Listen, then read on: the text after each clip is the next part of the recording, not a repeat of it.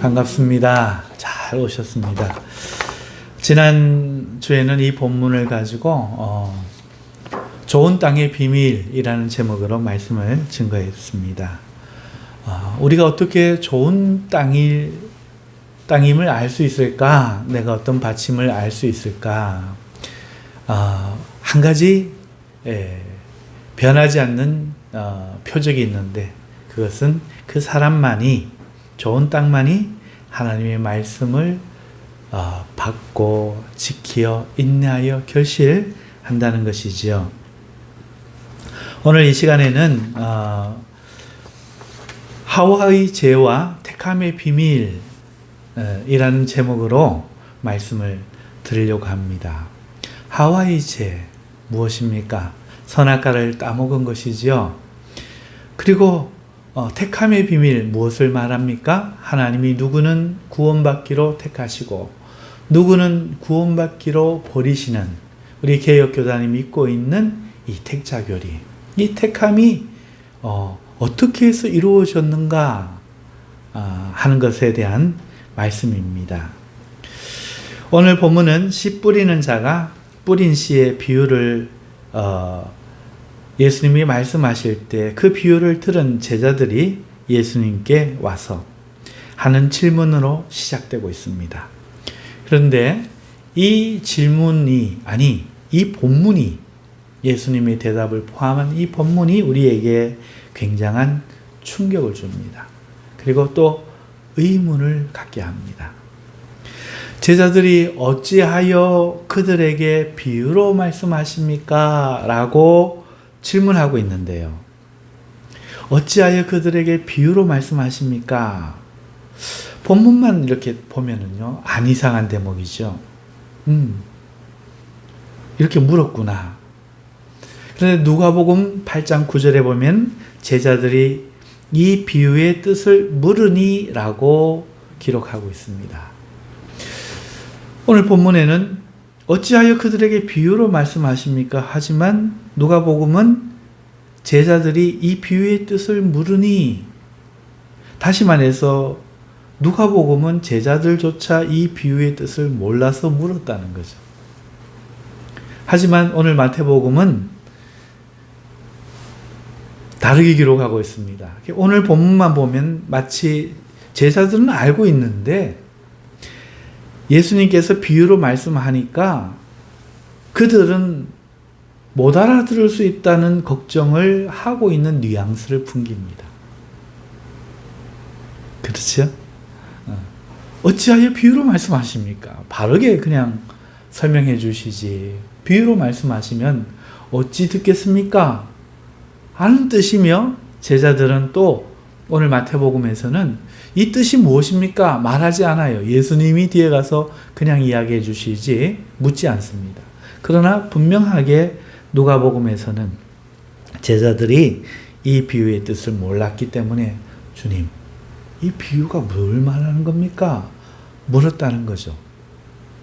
그러니 오늘 마태복음에서 이렇게 왜 어찌하여 그들에게 비유로 말씀합니까? 라고 마치 알고 있는 척 기록을 한 데에는 이유가 있지 않겠느냐.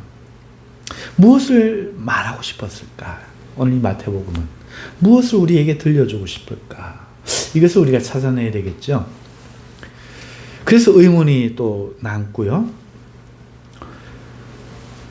이에 예수님께서 대답을 하시는데 이 대답이 과히 충격적입니다. 11절을 보면은 천국의 비밀을 아는 것이 너희에게는 허락되었지만 그들은 허락되지 않았다, 이렇게 말씀하시는 거예요. 이 말이 충격적이죠. 왜냐하면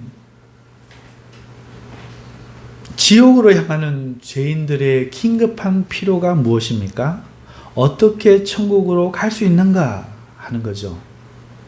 오늘 예수님 앞에, 그리고 오늘 우리들은 이 세상은 태초에 범죄하여 심판이 예정되어 있는 긴급한, 시급한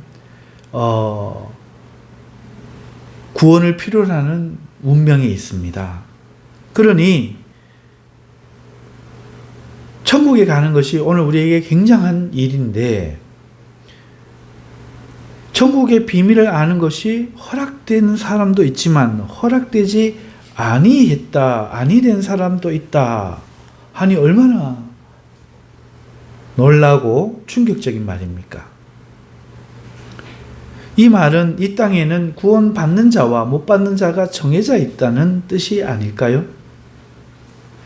이럴 때 그것도 충격이지만 또 이런 의문도 듭니다. 어찌해서 공평하신 사랑의 하나님이 사람을 차별하시는가?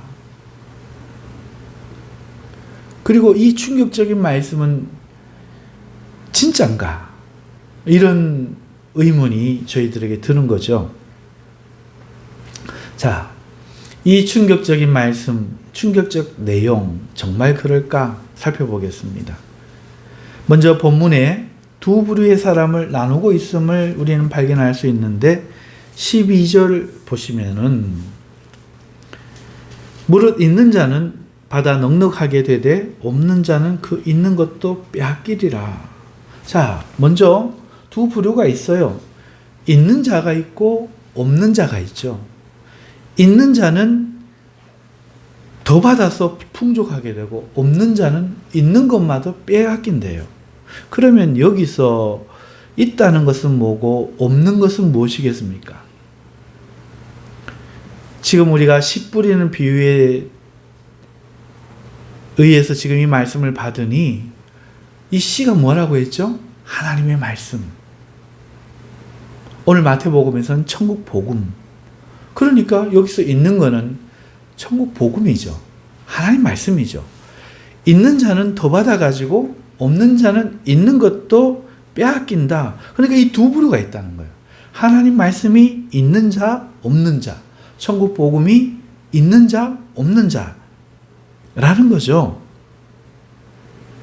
그리고 13절 이하 말씀을 보시면은 그러므로 내가 그들에게 비유로 말하는 것은 그들이 보아도 듣지 못하며 들어도 듣지 못하며 깨닫지 못함이니라 라고 말하면서 보아도 보지 못하고 들어도 깨닫지 못하는 자들이 있다는 거예요. 그러나 16절 이하 보면은 그러나 너희 눈은 봄으로 너희 귀는 들음으로 복이 있다는 거예요. 그러니까 이 말씀인즉 보고 아는 자가 있고 봐도 모르는 자가 있고 듣고 깨닫는 자가 있고 듣고 못 깨닫는 자도 있다는 거죠. 그런데 14절 이하의 말씀을 보면 이게 정해져 있어요. 이사야의 예언이 그들에게 이루어졌으니 이르렀으되 너희가 듣기는 들어도 깨닫지 못할 것이요 보기는 보아도 알지 못하리라. 이렇게 말씀합니다. 뿐만 아니라 더 충격적인 것은 15절인데 이 백성들의 마음이 완악하여져서 그 귀는 듣기에 둔하고 눈은 감았으니 이는 눈으로 듣고 귀로 듣고 마음으로 깨달아 돌이켜 내게 고침을 받을까 함이니라. 보고 듣고 깨닫는 사람도 있고 보고 듣고 깨닫지 못한 사람들이 있는데 이 사람들이 있을 것을 예언하시고 이것을 하나님이 조장하신다. 하나님이 조장하신다는 거예요. 여기 조장하신다는 말이 어디 있습니까? 하실 수 있는데 11절을 보시면은 내가 대답하여 이르시되 천국의 비밀을 아는 것이 너희에게는 허락되었으나 그들에게는 허락되지 아니하였나니. 그러니까 이걸 허락하시는 분이 있다는 거예요. 그 사람 재능이 지혜가 있어서 깨닫거나 없어서 못 깨닫거나 관심을 가져서 알게 되거나 관심이 없어서 모르는 게 아니고 그 사람과는 상관없이 이걸 허락하시는 누군가가 있다는 거예요. 그리고 12절 말씀을 보시면 무릇 있는 자는 넉넉하게 되되 없는 자는 그 있는 것도 빼앗기리라. 누가 빼앗아 옵니까? 누가 줍니까? 그러니까 여기에 주는 누군가가 있고 빼앗는 누군가가 있죠. 없는 자에게서 빼앗아서 있는 자에게 더 주는 누군가가 있다. 허락하시는 이도 있고 빼앗고 주는 분도 있다는 거예요.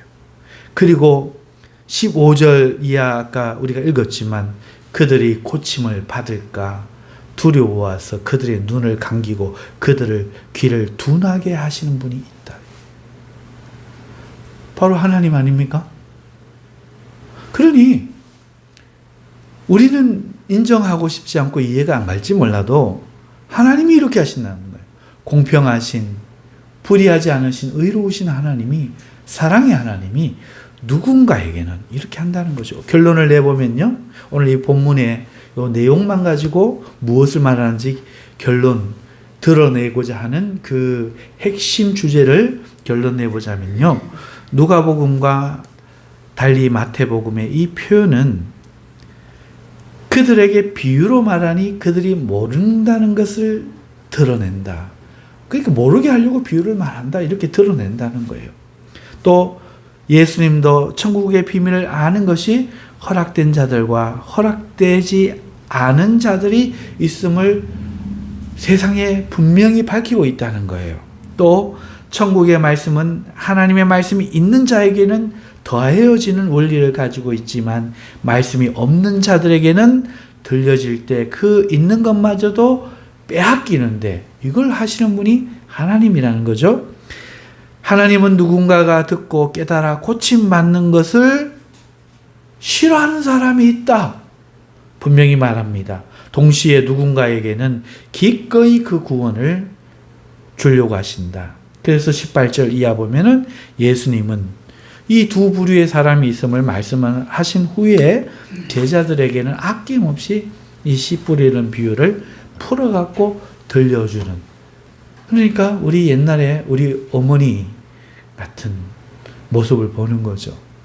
친구들 많았을 때 친구들 안 줘요. 그러다가 다 가고 옆에서 다 없을 때 품에서 뭘 꺼내가지고 맛있는 거, 너 먹어, 빨리 먹고 가. 자식만 챙기는 어머니처럼 오늘 예수님이 이 천국의 비밀, 구원이 시급히 필요한 사람들이 있는데 그 구원에 필요한 천국의 복음, 하나님의 말씀을 누군가에게만 주신다는 거예요.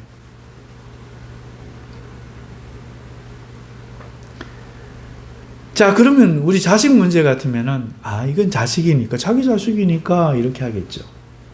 그런데 사람들은 하나님도 자기의 정의와 논리로 이렇게 합당하다고 생각돼야 경배하려고 하지, 안 그러면 하나님도 욕하려고 하는 마음을 가지고 있거든요. 자, 그러니까 이 말씀을 어떤 엄마가 자기 자식에게 하더라는 이해할 수 있어도 하나님이 이렇게 하셨다는 것은 이해하지 못하는 거죠. 왜 그렇습니까? 하나님이 구원받을 자와 멸망할 자를 정해놨기 때문에 누구는 구원받는다, 누구는 지옥 간다 하면 하나님이 나쁜 거 아니냐 이런다는 거죠. 여기서 우리의 의문이 무엇입니까? 그러면 하나님은 왜 그렇게 하시는가? 누군가는 이 질문에 이렇게 반문할 겁니다. 왜 그런 질문을 합니까? 토기장이가 자유대로 그 그릇을 빚을 권한이 없는 겁니까? 하나님이 누구를 택하든지 누구를 버리든지 그분의 권한이잖아요. 우리는 그냥 믿기만 하면 됩니다. 누가 있어서 이 신의 마음을 깨달을 수 있으며 어떻게 하나님의 뜻을 알 수 있습니까? 이거는 우리 힘으로 안 됩니다. 그저 구원받는 믿음이 자신에게 있으면 겸허하게 감사하기만 할 뿐 뭐하러 이런 질문을 하나님께 하십니까? 할 수도 있어요. 물론 맞는 말이기도 하죠. 그에 반대하고 싶지는 않아요. 그러나 성경이 또 다른 말씀도 하고 있다면 어떨까요? 베드로후서 1장 20절에서 21절 말씀인데 한번 생각해 보십시오. 먼저 알 것은 성경의 모든 예언은 사사로이 풀 것이 아니니 예언은 언제든지 사람의 뜻으로 낸 것이 아니요 오직 성령의 강동하심을 받은 사람들이 하나님께 받아 말한 것이라. 무슨 말입니까? 사람이 말했으면 사람이 막 알아듣기 좋은데 성경의 예언은 그렇지 않고 성령의 감동하심을 받은 사람들이 받아 적은 하나님의 말씀이니 사람의 생각으로 사사로이 풀면 안 된다. 경고하고 있다는 거죠. 자, 그런 말씀도 되지만, 자, 그러나 이 말씀은 무엇을 분명히 말하는 겁니까? 사사로이 풀지 말라는 것이지 예언을 풀지 말라는 뜻일까요?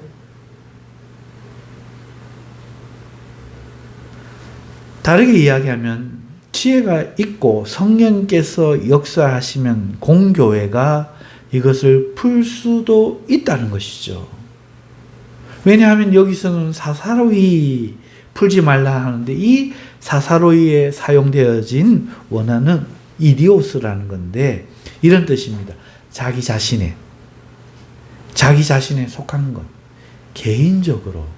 그러니까 성경의 예언을 자기 자신의 개인적으로 자기의 주관대로 막 자기 원하는 대로 풀지 말라는 거예요. 그러나 하나님의 성령이 공교회를 통해서 교리로 드러내 주시고 밝혀 주시는 그 진리로는 더 풀지 말라는 말씀이 아니에요. 하나님의 성령은, 하나님의 나라는 겨자씨 같잖아요. 신학도 하나님 아는 것도 작지만 갈수록 커지잖아요. 옛날 유대 민족이 알던 지식과 가인과 아벨이 알던 지식이 어떻게 같을 수 있으며 그 유대인들과 오늘 신약 시대에 받은 우리가 하나님을 아는 지식이 어떻게 같을 수 있겠습니까? 겨자씨가 겨자 큰 나무로 자라는 것처럼 하나님 나라는 자라는 것 아닙니까? 그러니까 우리가 하나님을 아는 지식도 자라죠.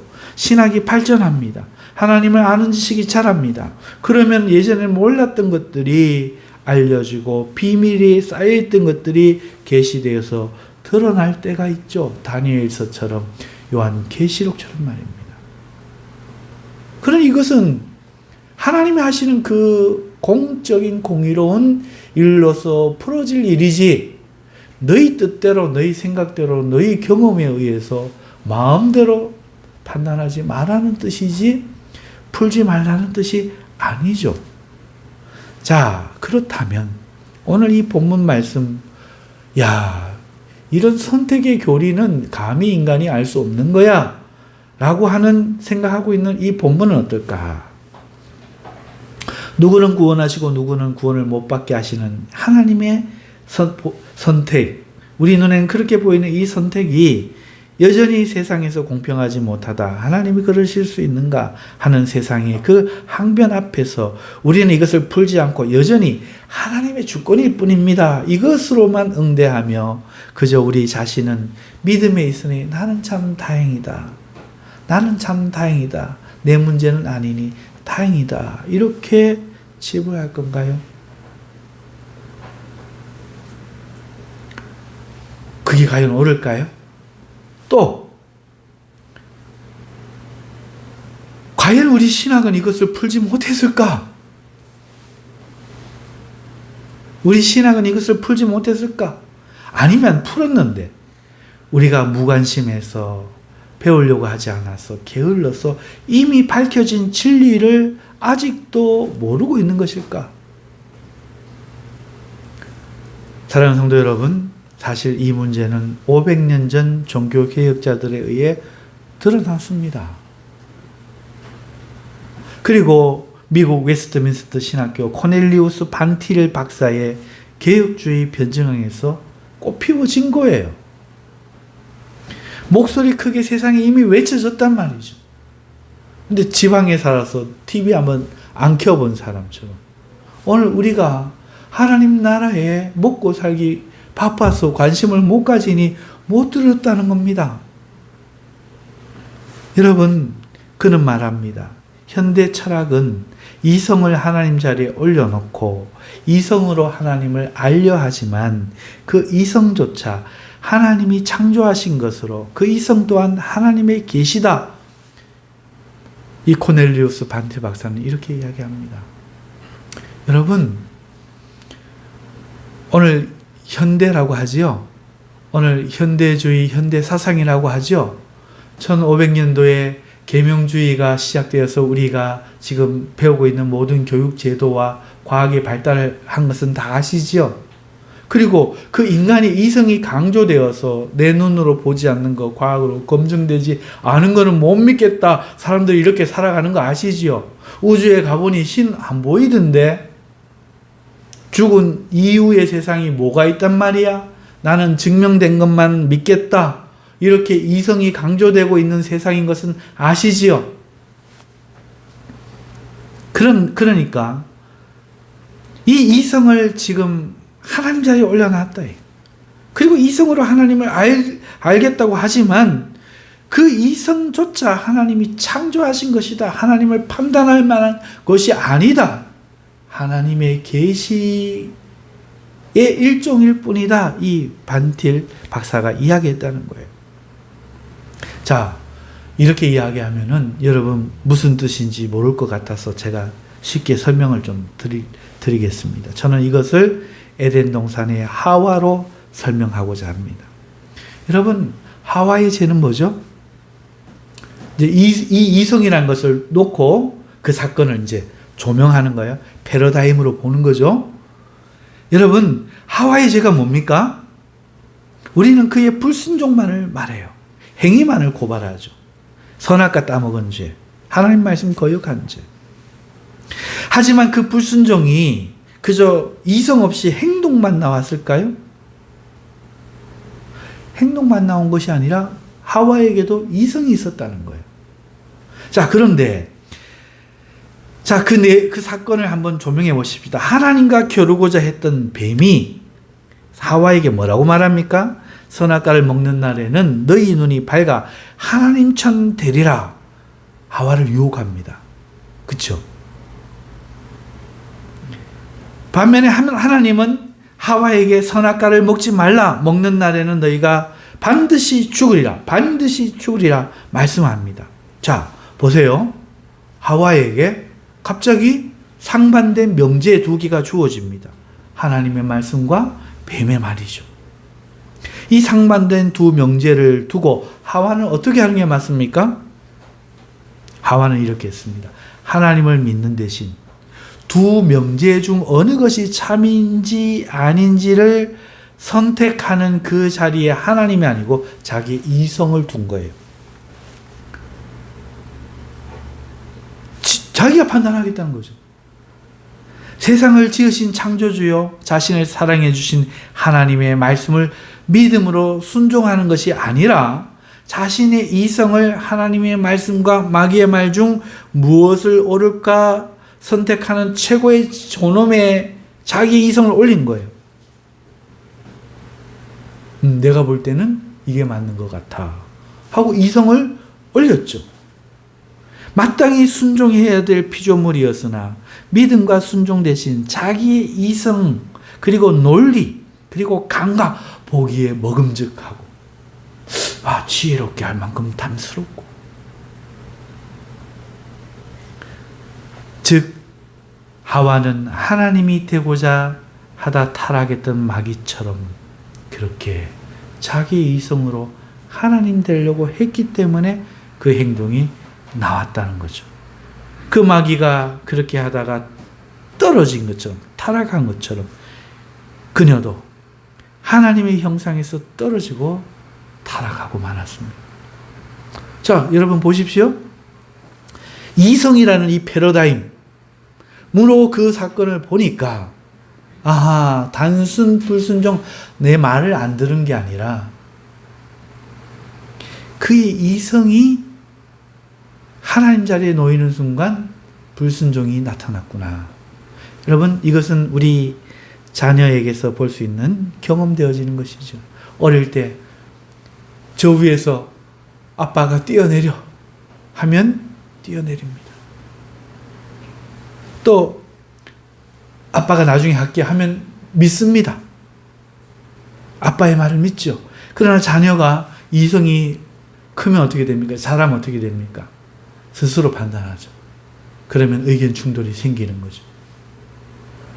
자기 생각을 말하게 되는 겁니다. 이거와 똑같은 거죠. 그러니 여러분, 하와의 죄는 이 태초부터 있었던 이 하와의 죄는 뭡니까? 하나님이 주신 이성. 자, 이 이성 누가 주셨어요? 하나님이 주셨죠. 여러분도 지금 이성 갖고 이 말씀 듣고 이성으로 앉아 있습니다. 하나님이 주신 이 이성, 곧 사물을 이해하고 논리적으로 판단하며 진리를 깨달아 알 수 있는 그 빛을 보고 반하여 그 빛을 만드신 하나님과 감히 겨루어도 될 만한 존재로 높인 죄. 이해되십니까? 다시 설명할까요? 하와의 죄는 하나님이 주신 이성을, 곧 하나님의 그 사물을 이해하고 논리적으로 판단하면서 진리를 깨달아 알 수 있는 그 이성의 빛을 보고 반하여서 그 빛을 만드신 하나님도 그 빛으로 판단할 수 있는 것 같은 착각에 빠져서 자기의 이성을 하나님처럼 높인 죄. 그러고 보면 지금도 그 죄가 세상을 지배하잖아요. 얼마나 인간의 이성이 오늘날 하나님보다 대단하게 여기십니까? 안 그런 사람이 있습니까? 사람의 몸을 해부하고 구석구석 모르는 데가 없고 죽을 사람을 고치고 하늘을 날고 우주를 돌아보고 눈에 보이지 않는 핵과 전자를 다루고 사람보다 뛰어난 컴퓨터 인공지능을 만듭니다. 그리고 말합니다. 하나님은 없다. 이성이 증명할 수 있어야만 하나님이 있는 것이다. 교만하게 공언하죠. 세상 사람만 그렇습니까? 오늘 여기에 앉아있는 우리도 내 이성으로 받아들일 수 있어야 설교도 받아들이고 내 이성이 납득돼야 교회 생활도 동참할 수 있는 거죠.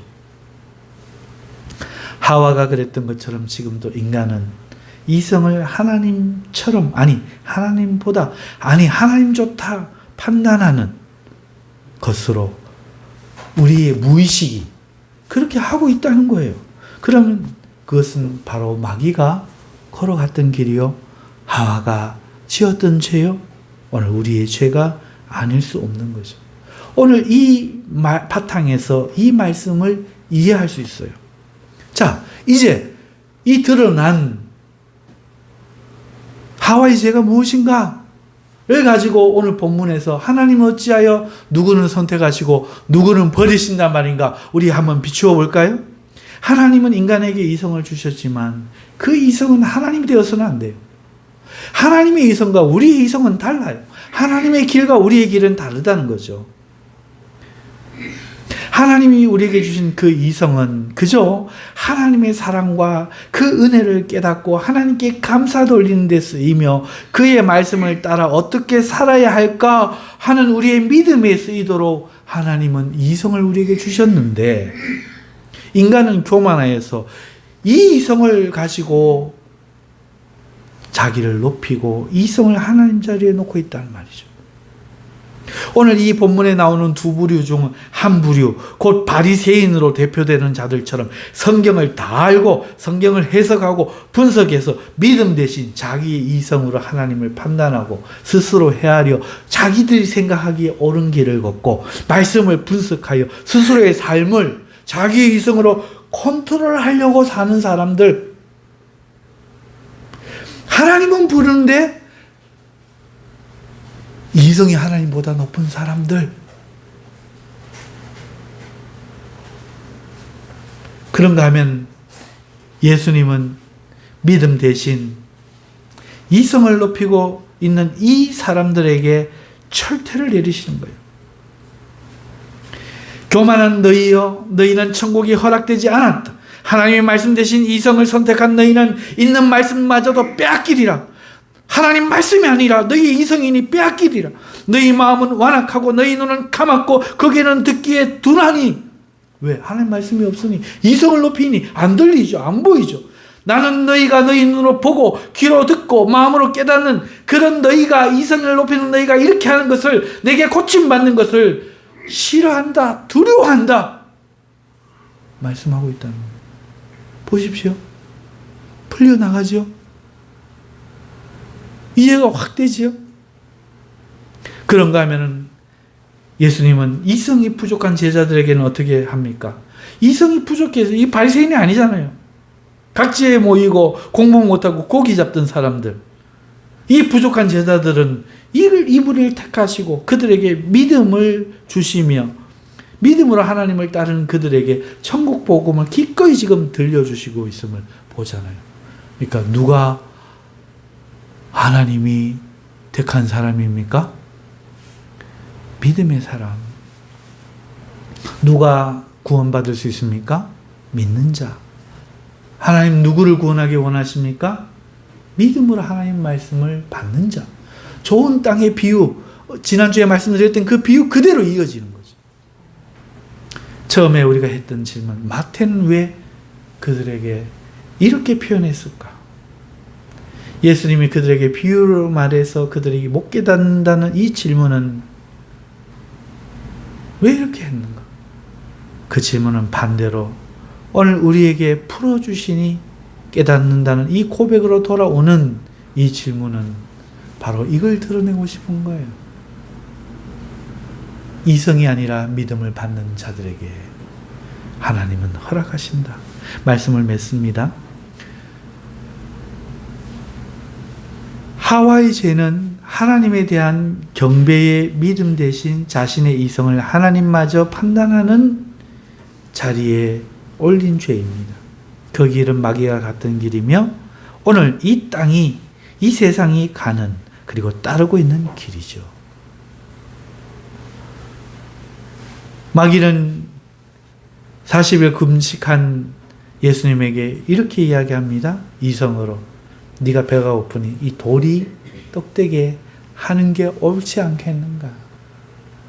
그러나 예수님은 이성적인 판단이 아니라 사람은 하나님의 입에서 나오는 모든 말씀으로 살 것이니라 라고 믿음으로 하나님의 말씀을 수용하셨죠. 믿어지시면 아멘. 이것이 하나님 뜻입니다.